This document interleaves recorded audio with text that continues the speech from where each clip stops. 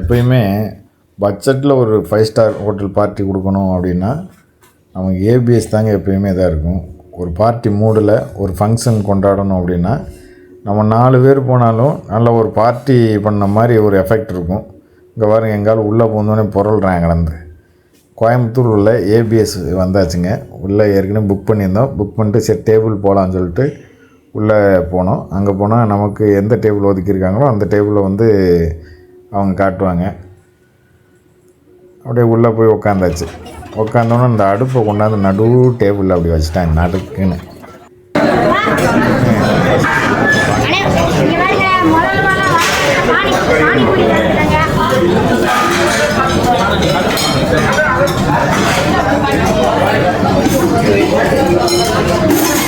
அடுத்து அங்கே என்னென்ன அந்த ஐட்டம்லாம் கொடுப்பாங்க, பானிபூரி வெரைட்டிஸில் எல்லாம் அப்படின்றது வந்து வரிசையாக இருக்கும். அங்கே டிஸ்பிளே பண்ணியிருப்பாங்க. இதில் நம்ம எது வேணாலும் சாப்பிட்டுக்கலாம். இந்த பாஸ்தா, இந்த குக்கும்பர், இந்த பன்னில் இருந்தது. இது வந்து கைமாவில் வந்து அப்புறம் வந்து கைமாவில் வந்து பாபு பஜ்ஜி, இந்த மாதிரி கறியில் செய்கிற பாபு பஜ்ஜி, இந்த மாதிரி இதெல்லாம் இருந்தாங்க. தம்பி அப்புறம் அங்கிட்டு ஆல்ரெடி குச்சி 2 எடுத்து வச்சது மாதிரி கத்தி சண்டை போட ஆரம்பிச்சிட்டாப்புல. ஃப்ரை பண்ணுறதெல்லாம் இதில் தான்.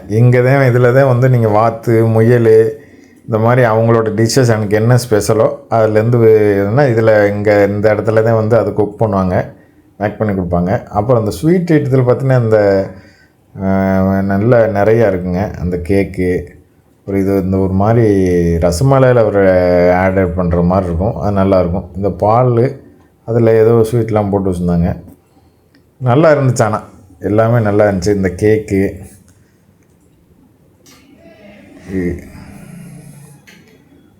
நிறைய இந்த மாதிரி வெரைட்டிஸ் நிறையா வச்சுருப்பாங்க. இப்போ நம்ம போய் ஒரு கடையில் போய் சாப்பிட்றோம் அப்படிங்கும்போது இருந்தேன்னா இது வந்து பெரிய ஆளுங்களுக்கு வந்து 700 ரூபா, இப்போ சின்ன பசங்களுக்கு வந்து 450 ரூபா, அந்த மாதிரி ரேஞ்சு. 6 வயசுக்குள்ளே இருக்கவங்களுக்கு வந்து ஃப்ரீங்க, அதுக்கு மேலே இருக்கவங்களுக்கு தான் சார்ஜு. அப்போ திங்க் பண்ணி பார்த்துக்குங்க.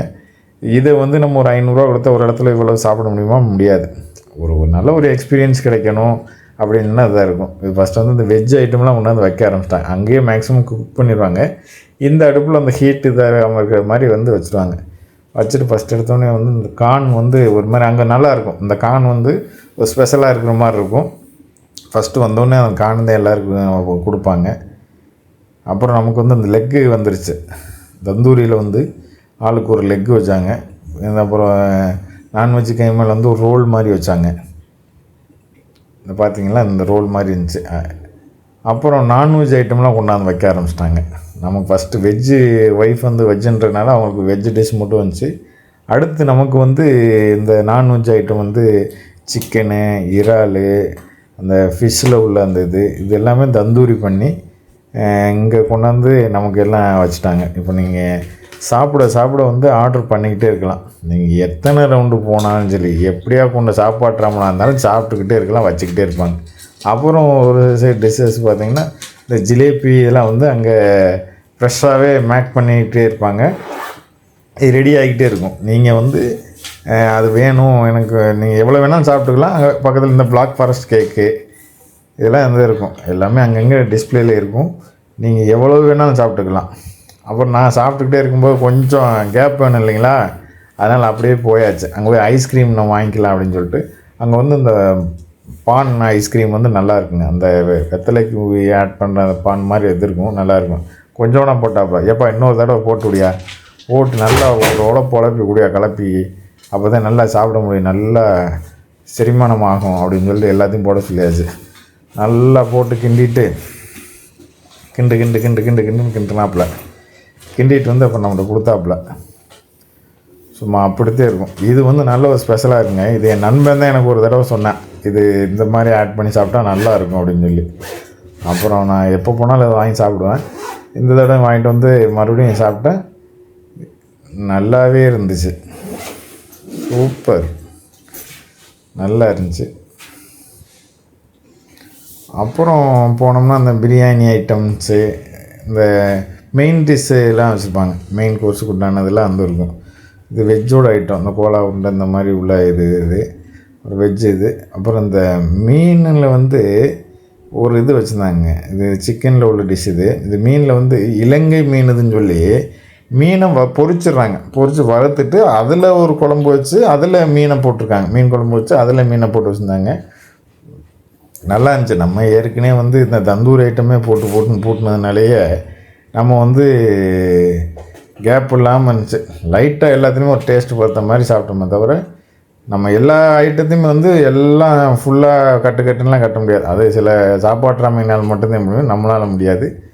அப்புறம் பிரியாணியில் இன்னொரு வெரைட்டி மாதிரிலாம் இருந்துச்சு. அப்புறம் இந்த இது பாசிப்பயிறு, கேரட்டு, வெள்ளரிக்காய், அப்புறம் காணு,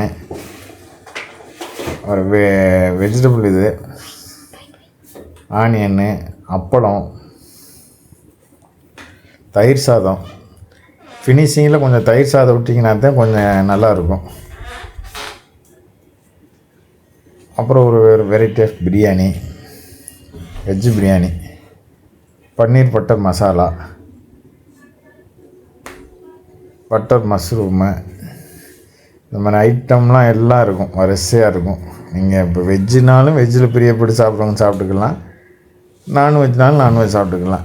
எந்த அளவுகளும் எதுவுமே கிடையாதுங்க, நல்லா சாப்பிட்டுக்கலாம். இந்த நூடுல்ஸு, இந்த உருளைக்கிழங்கு இதோட இது, இந்த சைவ ஐட்டம்லாம் நம்ம கொஞ்சம் உடம்புக்கு ஆகாதுங்களா, அதனால் அதை பெருசாக கண்டுக்கிறது இல்லை. அப்படியே லைட்டாக பார்க்குறதோட இந்த பருப்பு குழம்பு, அப்புறம் இந்த ஐஸ்கிரீம் வந்து இந்த ஃப்ரெஷ்ஷாக அந்த மேக் பண்ணுறாங்களே இப்போல்லாம் புதுசாக வந்து அதெல்லாம் வைக்கிறாங்க. அப்புறம் பக்கத்து டேபிளில் நம்ம சாப்பிட வந்தவங்களுக்கு அவங்க பர்த்டே போல் அவங்க கேக் கட் பண்ண பிரதரு, நம்மால் ஒரே டான்ஸு, நல்லா அவனுக்கு நல்லா என்ஜாய் பண்ணிக்கிட்டு இருந்தான் அந்தளவுக்கு டான்ஸு. அதேமாதிரி அவங்களும் நல்ல இது பண்ணுவாங்க. அந்த ரெஸ்டாரண்ட்லேருந்து ஒரு தனியாக ஒரு கப்புள்ஸ் போனால் கூட அவங்களுக்கு பேக்ரவுண்டுக்கு ஒரு 3-4 பேர் இருந்து அந்த பேனர் பிடிச்சிக்கிட்டு ஹாப்பி பர்த்டேன்னு இருக்கும். நல்லா வந்து அவங்களுக்கு வந்து ஒரு பார்ட்டி மூடில் இருக்க மாதிரி வைப் மாதிரியே வச்சுருப்பாங்க. நல்ல ஒரு எக்ஸ்பீரியன்ஸ் இருக்குங்க. இது வந்து சீப் அண்ட் பெஸ்ட்டாக நம்ம வந்து எப்படின்னா ஒரு நல்ல ஒரு பார்ட்டி, ஒரு பெரிய ஹோட்டலுக்கு போனால் எந்த ஒரு ஃபீல் கிடைக்குமோ அப்படி தான் இருக்குது. நீங்கள் எப்படியா கொஞ்சம் ஸ்டார் ஹோட்டலில் போனாலும் இந்த ஃபுட்டு தான் வச்சுருப்பாங்க. அது ப்ரைஸ் தான் மாறுமே தவிர இந்த அளவுக்கு கூட குவாலிட்டியாக கொடுப்பாங்களான்னு தெரியாது. இந்த பஃபேயில் வந்து இதுதான் இருக்கும். அப்புறம் நம்மளுக்கு மறுபடியும் பானிபூரி ஒரு போட்டுனேன். சரி, அவனுக்கு ரொம்ப பானிபூரி பிடிச்சி போச்சு. 1 மோர் கேட்டிருந்தேன். அப்புறம் கேக் வந்துருச்சு. இந்த கேக் வந்து நம்ம யார் போனாலும் சரி ஏதாச்சும் ஃபங்க்ஷன்னா காம்ப்ளிமெண்ட்ரி அவங்க கொடுத்துருவாங்க. இதுக்கு நம்ம தனியாலாம் பே பண்ண வேண்டியதில்லை. நம்ம போய் நீங்கள் சாப்பிட போகிறோம் அப்படின்னா நீங்கள் வந்து என்னன்னு கேட்பாங்க. யாராவது ஃபங்க்ஷன் அப்படின்னா அவங்களே வந்து கேக் அரேஞ்ச் பண்ணிடுறாங்க. அப்புறம் வந்து அங்கே வந்து ஒரு டீம் வந்து கார்ப்பரேட் டீம் வந்துருந்தாங்க. அவங்க பையனுக்கு பிறந்த நாள் அப்படின்னா நாங்களும் வந்து செலிப்ரேட் பண்ணுறோம், அவங்களுக்கு சப்போர்ட் பண்ணாங்க. இது வந்து 10வது பிறந்த நாள். அந்த வலது கையில் ஊட்டினா இடது கையில் ஊட்டினா எல்லாருக்கும். அப்புறம் அவனுக்கு வந்து இவ்வளவு ஒரு பேர் வந்தது எனக்கு ரொம்ப சந்தோஷமானு சொல்லி என்கிட்ட வந்தே சொல்லிட்டு போனேன். அப்புறம் அவங்கள அப்படியே ஃபங்க்ஷன் மூடு கேக்கெலாம் ஃபேஸில் அப்ளை பண்ணிட்டு வந்தோன்னே கிளம்பலாம்னு அந்த கேக்கை ஒன்று எடுத்துகிட்டு போகலாம் அப்படிங்கிறாங்க. அவங்க எவ்வளோ வேணாலும் சாப்பிட்டுக்குங்க, கேக்கெல்லாம் நாங்கள் வெளியில் கொடுக்க மாட்டோம், எதுவுமே வெளியில் எடுத்துகிட்டு போகிற கலவிடல, நீங்கள் எவ்வளோ வேணாலும் சாப்பிட்டுக்கலாம்னோன்னே நம்ம அளவுக்கு விடவும் மனசு இல்லை. முடிஞ்ச வரைக்கும் எடுத்து சாப்பிட்டாங்க. முடிச்சுட்டு வாங்கப்பா வீட்டை பார்த்து போகலான்னு சொல்லி கிளம்பியாச்சு. 8 மணிக்கு உள்ளே போனோம், 10 மணி வரையும் சாப்பிட்டு வந்தாச்சு.